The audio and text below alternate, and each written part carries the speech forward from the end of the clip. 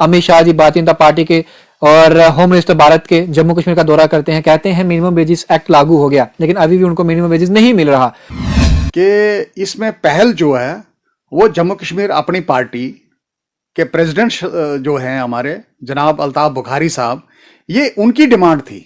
सबसे पहले मुद्दा उन्होंने उठाया था जिसके ऊपर आज गवर्नमेंट गौर कर रही है, और जितने भी डेली वेजर्स को अगर कोई बेनिफिट पहुंच रहा है तो ये बुखारी साहब की एक वो है पहल है। इसमें वर्ल्ड लेवल की बात करें तो इस समय जो वार सिचुएशन बनी हुई है यूक्रेन और रशिया के बीच में, उसमें हमारे 20,000 से ज्यादा छात्र जो थे वहां फंसे हुए थे, जिसमें से मैक्सिमम को वहां से निकालने में सक्षम रहा है हमारा भारत की अगर बात करें। बहुत सारे स्टूडेंट्स को है एयरलिफ्ट करके वापस इंडिया में लाया है। ये एक बड़ा अप्रिशिएबल स्टेप है from the government of India. तो जम्मू कश्मीर के अभी भी कुछ छात्र जो हैं वहां पर फंसे हुए हैं, जो अभी भी एक्सपेक्टेशन है और मांग कर रहे हैं, उनके परिवार वाले भी मांग कर रहे हैं कि उनको जल्द से जल्द इवैक्यूएट किया जाए वहां से। हमारे जम्मू कश्मीर के भी 200 के करीब 2000 के करीब वहाँ स्टूडेंट्स जो हैं जो यूक्रेन में स्टडी कर रहे हैं, वो अभी वहाँ फंसे हुए हैं और उनकी इन्फॉर्मेशन जो है अभी कोई नहीं आ रही है। थोड़े दिन पहले एक काफी वीडियोस जो थे वो वायरल हुए, जिसमें जो डॉक्यूमेंट्स थे, जो मिसिंग रिकॉर्ड्स था, उसके बाद कई रेड्स डाली गई जिसमें कुछ लोगों को गिरफ्तार किया गया, रिटायर्ड ऑफिसर्स भी थे। अगर कानून में कहीं किसी की कोई गलती हो जाती है तो उसका तो भुगतान करना पड़ता है, लेकिन साइमल्टेनियसली मैं ये भी कहना चाहूँगा कि गवर्नमेंट को बड़े नाजुक तरीके से इसको देखना चाहिए, क्योंकि जैसा ऑन स्पॉट दिखता है वैसा होता नहीं है। लेकिन कहीं ना कहीं अगर कोई प्रॉब्लम किसी की वजह से हुई है तो वो 100 में एक कोई आदमी हो सकता है या 2 आदमी हो सकते हैं। We can't blame everybody in revenue department. Jammu Kashmir में इस समय सियासी हलचल तेज है, और जम्मू कश्मीर की अगर बात करें तो कई समीकरण जो है वो चेंज होते हुए भी नजर आ रहे हैं। कई लोग कई पार्टियों का दामन छोड़ जो है कई दूसरी पार्टी का दामन भी थाम रहे हैं। इसी बीच बड़े सारे मुद्दे हैं जो इस समय चर्चा का विषय भी बने हैं, केंद्र बिंदु बने हुए हैं जम्मू कश्मीर की अगर बात करें। हाल ही में विश्व स्तर की बात करें तो इस समय रशिया ने किस तरीके से यूक्रेन पर इन्वेड किया है, वो तमाम चीजें, और जम्मू कश्मीर के जिस तरीके से छात्र वहां फंसे हुए हैं और कई छात्रों को एयरलिफ्ट किया गया है, इन तमाम मुद्दों पर चर्चा करने के लिए आज हमारे साथ के निर्मल कोतवाल जी हैं। जम्मू कश्मीर अपनी पार्टी के स्पोक्स पर्सन है, सीधी बातचीत करेंगे जम्मू कश्मीर अपनी पार्टी इन तमाम मुद्दों को किस तरीके से देखती है। सबसे पहले सर आपका स्वागत है बहु एक्सप्रेस पर। शुक्रिया।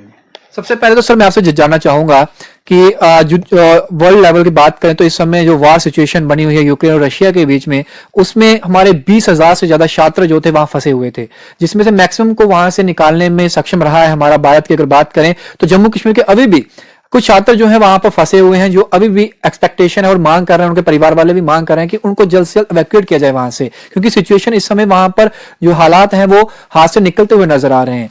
Jammu Kashmir Apni Party as a spokesperson आप कैसे देखते हैं? देखिए, सबसे पहले तो गवर्नमेंट ऑफ इंडिया का शुक्रिया अदा करना चाहेंगे कि जो ऑपरेशन गंगा इन्होंने चलाया और जिसके तहत इन्होंने वहाँ से बहुत सारे स्टूडेंट्स को है एयरलिफ्ट करके वापस इंडिया में लाया है, ये एक बड़ा अप्रिशिएबल स्टेप है from the government of India. Specially जो हमारे प्रधानमंत्री जी हैं, जो इनका इस वक्त रोल रहा है इस सारे इसमें, तो बड़ा अप्रिशिएट करने वाला है। लेकिन इसके साथ ये भी एक बहुत ज़रूरी है और जल्द से जल्द ये होना चाहिए। हमारे जम्मू कश्मीर के भी 200 के करीब 2000 के करीब वहाँ स्टूडेंट्स जो हैं जो यूक्रेन में स्टडी कर रहे हैं, वो अभी वहाँ फंसे हुए हैं और उनकी इन्फॉर्मेशन जो है अभी कोई नहीं आ रही है कि वो पहुँचे हैं यहाँ, उनको एयरलिफ्ट किया गया, क्योंकि हालात तो बद से बदतर होते जा रहे हैं। तो ये रिक्वेस्ट करेंगे, अपनी पार्टी की ये डिमांड है और रिक्वेस्ट भी करेंगे प्रधानमंत्री जी को, गवर्नमेंट ऑफ इंडिया को, और जितने भी लोग इसके साथ डील कर रहे हैं उन सबको रिक्वेस्ट करेंगे और ये इल्तजा करते हैं कि उनको भी जल्दी से जल्दी वहाँ से एयरलिफ्ट करके वापस जो है जम्मू कश्मीर में लाया जाए। क्योंकि हम अपने जो यहाँ के स्टूडेंट्स हैं, यहाँ के जो बच्चे हैं जो वहाँ स्टडी कर रहे हैं, हम उनके लिए बहुत कंसर्न्ड हैं। एक चीज तो जानना चाहूंगा, जम्मू कश्मीर की अगर बात करें, खासकर जम्मू संभाग की बात करें, तो इन दिनों प्रोटेस्ट काफी चल रहे हैं। एक एसोसिएशन ऐसा है, अगर बात करो रेवेन्यू विभाग की, तो अब पटवारी जो है उनकी एसोसिएशन जो है वो धरने पे बैठ गई और डीसी ऑफिस में ही बैठ गए हैं। थोड़े दिन पहले एक काफी वीडियोस जो थे वो वायरल हुए, जिसमें जो डॉक्यूमेंट्स थे, जो मिसिंग रिकॉर्ड्स था, उसके बाद कई रेड्स डाली गई जिसमें कुछ लोगों को गिरफ्तार किया गया, रिटायर्ड ऑफिसर्स भी थे। उसके बाद अब 2 पटवारी को 2 दिन पहले अरेस्ट किया गया और उसके बाद थ्रेटन किया गया एडमिनिस्ट्रेशन को कि उनको रिलीज किया जाए पटवार एसोसिएशन द्वारा। इसे आप कैसे देखते हैं? देखिए, law must take its own course. कानून को तो अपना रास्ता लेना है। अगर कानून में कहीं किसी की कोई गलती हो जाती है तो उसका तो भुगतान करना पड़ता है। लेकिन साइमल्टेनियसली मैं ये भी कहना चाहूँगा कि गवर्नमेंट को बड़े नाजुक तरीके से इसको देखना चाहिए, क्योंकि जैसा ऑन स्पॉट दिखता है वैसा होता नहीं है। पटवारी या उसके लिए जो उसके बाकी ऑफिसर्स भी हैं जो रेवेन्यू डिपार्टमेंट में, वो काम करते हैं और टायरलेसली काम करते हैं। लेकिन कहीं ना कहीं अगर कोई प्रॉब्लम किसी की वजह से हुई है तो वो 100 में एक कोई आदमी हो सकता है या 2 आदमी हो सकते हैं। We can't blame everybody in revenue department कि वहाँ पर काम जो है वो ठीक नहीं हो रहा है या ऐसा नहीं हो रहा वैसा नहीं हो रहा है। तो इसके लिए मैं सबको ये नहीं कहूँगा कि जिम्मेवार हैं। तो हम मानते हैं कि जिम्मेवारी जो है किसी रिस्पॉन्सिबल आदमी की होनी चाहिए। Rather government should make a committee in such like circumstances. जैसे एफआईआर रजिस्टर किया गया था, उसको किसी प्रिलिमिनरी इंक्वायरी के बेस पर रजिस्टर करा जाना चाहिए था। ये स्ट्रेट वे एक एफआईआर रजिस्टर किया कि मिसिंग रिकॉर्ड है, यहाँ से रिकॉर्ड गुम हो गया, वहाँ से रिकॉर्ड गुम हो गया, तो some people have been hauled up for that. तो मुझे लगता है कि कहीं ना कहीं कि थोड़ा सा इसको रीलुक करना चाहिए इनको। और मिसिंग रिकॉर्ड्स अगर हैं तो मिसिंग रिकॉर्ड्स की कॉपी एक ही जगह नहीं होती है, ये तो महफूज खाने में भी होती है। अगर रिकॉर्ड एक जगह से मिस होगा तो उसका रिकॉर्ड जो है महफूज खाना इसीलिए बनाया गया है। जो टोटल इनका रिकॉर्ड है, रेवेन्यू रिकॉर्ड जहाँ पे ये सारा रखते हैं, प्रिजर्व करते हैं, वहाँ भी इनकी कॉपीज होती हैं। तो वी कांट ब्लेम एनीबॉडी कि नहीं जी वहाँ पे रिकॉर्ड था, वहाँ से गुम हो गया, अब माठी लट्ठा और मसावी जो है वो नहीं मिल रही है।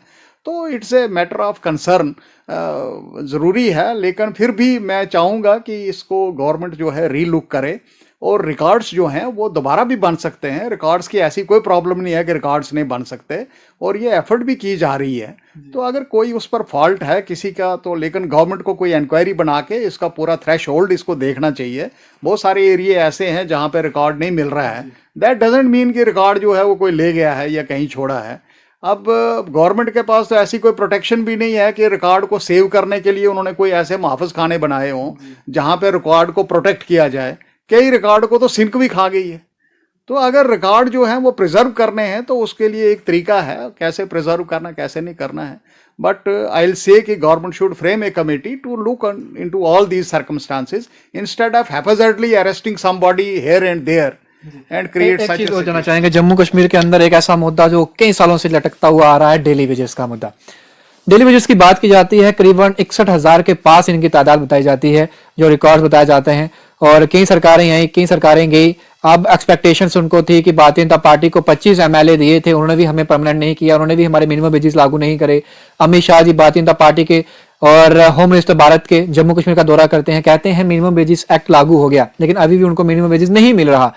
अब 12,000 डेली वेजेस जो हैं पीडीडी डिपार्टमेंट के, उन्हें रेगुलाइज करने जा रही है सरकार और उनके लिए ऑर्डर निकाल दिया गया, पॉलिसी फ्रेमवर्क बन गया है। आपको लगता है कि इसका श्रेय भारतीय जनता पार्टी को जाता है? क्योंकि एज ए विपक्ष अगर बात करें तो लगातार कटघरे में खड़ा भारतीय जनता पार्टी को किया जा रहा था। अब जब 12,000 उनको किया गया है तो लगता है कि बाकी जो है उनको भी जल्द कर दिया, क्योंकि आज ही बयान आया है उनके चीफ का, भारतीय जनता पार्टी की बात करें तो उन्होंने कहा कि बाकी दूसरा नंबर अब उन्हीं का है।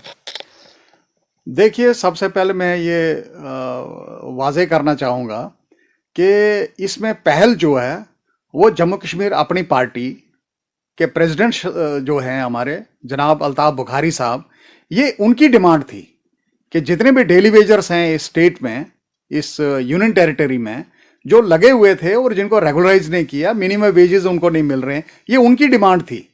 सबसे पहले मुद्दा उन्होंने उठाया था, जिसके ऊपर आज गवर्नमेंट गौर कर रही है। और जितने भी डेली वेजर्स को अगर कोई बेनिफिट पहुंच रहा है तो ये बुखारी साहब की एक वो है पहल है इसमें, जिसकी वजह से ये आज सारा जो है सिलसिला शुरू हुआ है। मैं ये नहीं कह रहा हूं कि इसका श्रेय जो है अब जम्मू कश्मीर अपनी पार्टी को जाता है। जाहिर है जो रूलिंग पार्टी है, जिनके कागज जो हैं वो चलते हैं।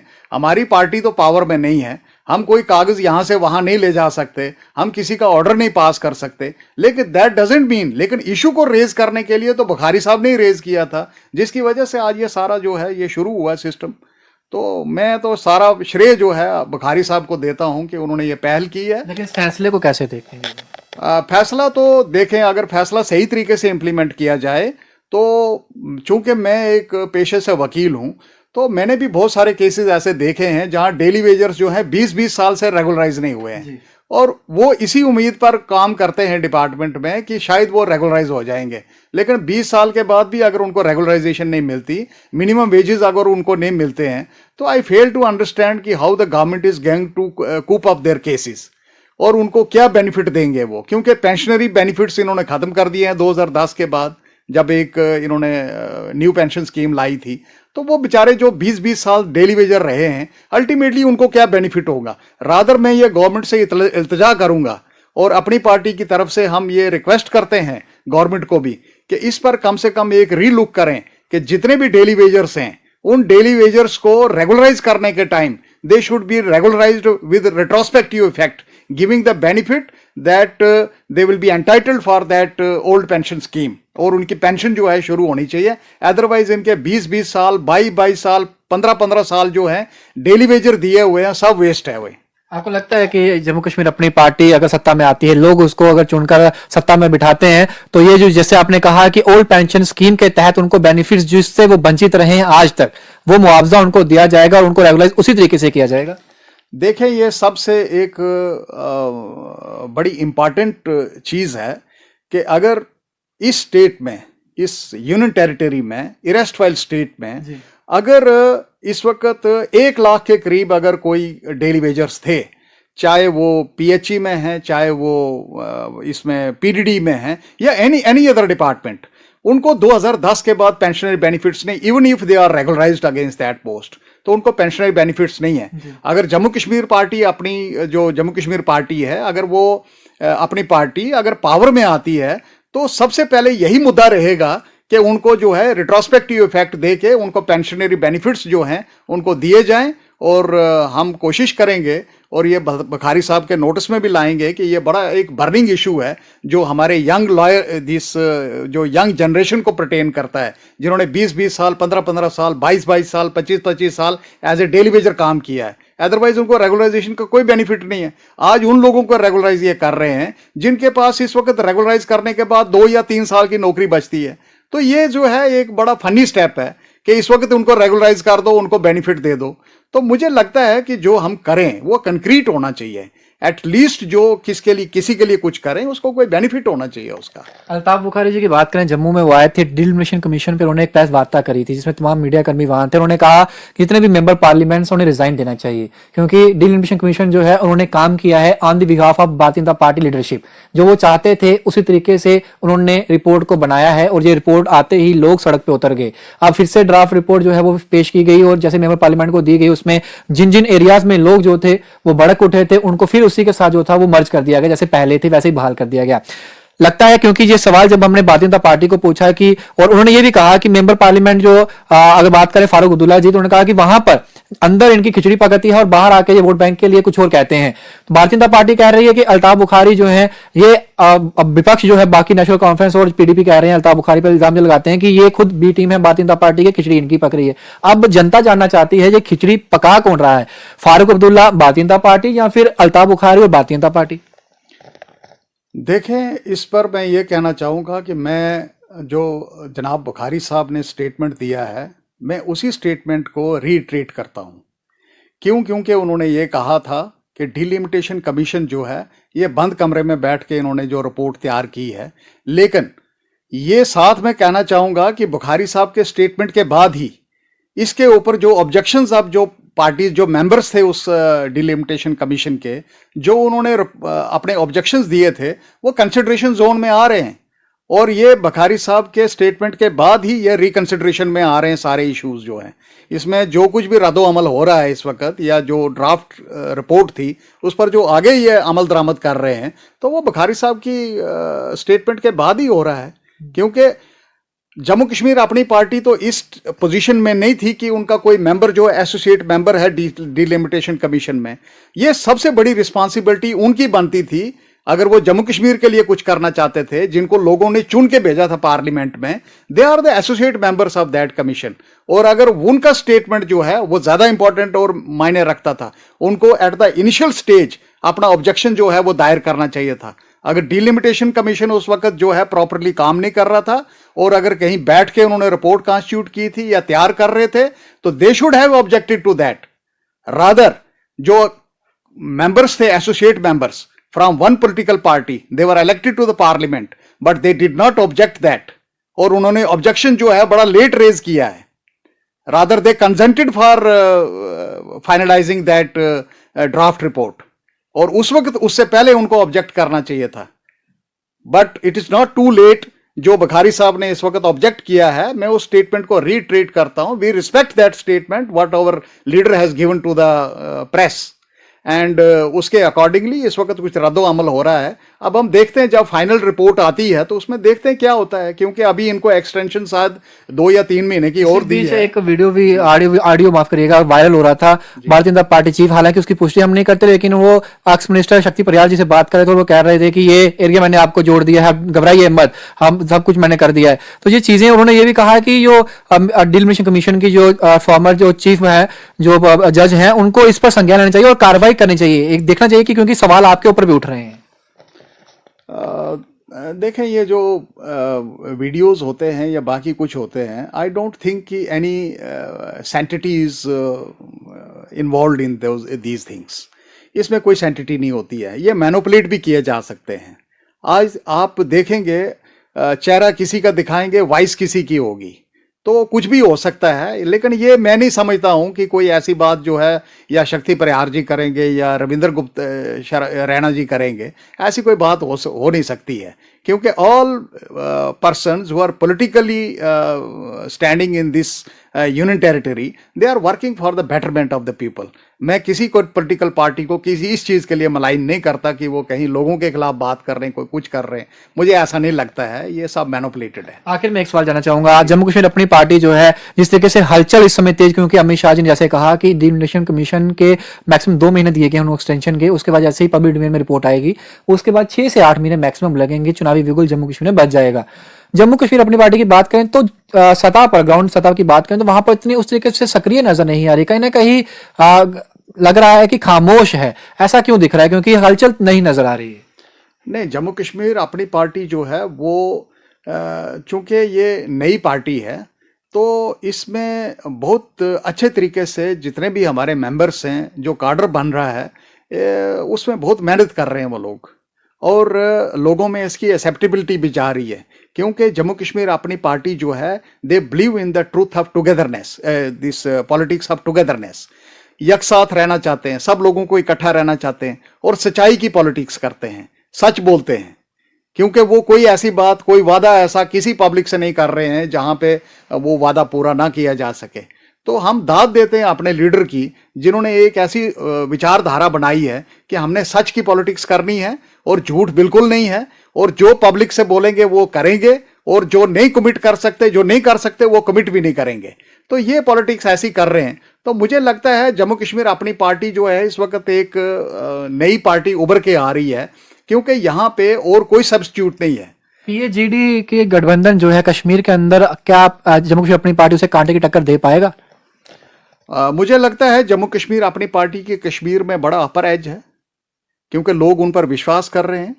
और इस वक्त जितने भी हमारे जो लीडर हैं कश्मीर में और जम्मू में, वो सब अच्छे चोटी के लीडर हैं, और अच्छे लोगों ने उनको पहचाना हुआ है, उन्होंने काम देखा है उनका.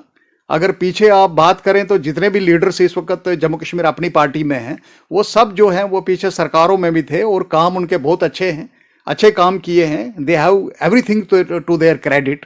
तो मुझे लगता है कि उनको लोग एक्सेप्टेबिलिटी करेंगे. और इस वक्त बहुत अच्छा इस वक्त कश्मीर में रिस्पांस आ रहा है, जम्मू में भी अच्छा रिस्पांस आ रहा है.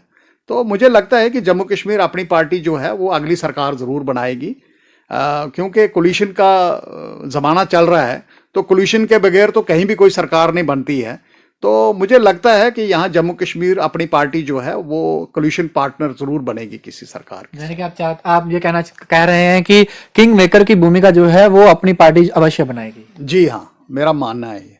चलिए, सब बहुत शुक्रिया आपका हमारे साथ बने रहने के लिए. ये हमारे साथ के निर्मल कोतवाल जी थे, सीधी बातचीत करिए. Jammu Kashmir Apni party spokes person है, और साफ तौर पर कहा है कि आने वाले दिनों में जम्मू कश्मीर अपनी पार्टी जो है, इस जम्मू कश्मीर यूनियन टेरिटरी जो इस समय है, अब स्टेट बनाने के बाद इलेक्शंस होती हैं, इलेक्शंस के बाद स्टेट दी जाती है, तो वक्त बताएगा. लेकिन फिलहाल इतना जरूर कहा है कि किंग मेकर की पोजीशन में हम जुड़ रहेंगे, और सरकार अगर बनेगी तो हमारे कोलिशन के बिना सरकार बनना जो है वो नहीं बन सकती, लेकिन अब जनता जो है वो तय करेगी, क्योंकि चुनावी बिगुल 6 से 8 महीने में कहा गया है कि बजेगा। और जम्मू कश्मीर के लोग इस समय जो हैं वो परेशान हैं, मुद्दे बहुत सारे हैं, महंगाई है, बेरोजगारी है, तमाम विषय हैं। लेकिन एक तरफ भारतीय जनता पार्टी है जो दो टूक कह रही है कि अब की बार 50 पार। अब जनता जनार्दन है, फैसला आपने करना है कि इसको सत्ता पे लाएंगे और कौन होगा जम्मू कश्मीर की इस विधानसभा चुनाव में जीत कर आएगा और सीएम की कुर्सी पर बैठेगा। आपको क्या लगता है? अपनी रेकमेंड बॉक्स में रखिएगा। बाकी तो आप इसके लिए बन रही बाहू एक्सप्रेस पर, इधर डोगरा के साथ शो मिलेंगे बाहू एक्सप्रेस के लिए। जय हिंद।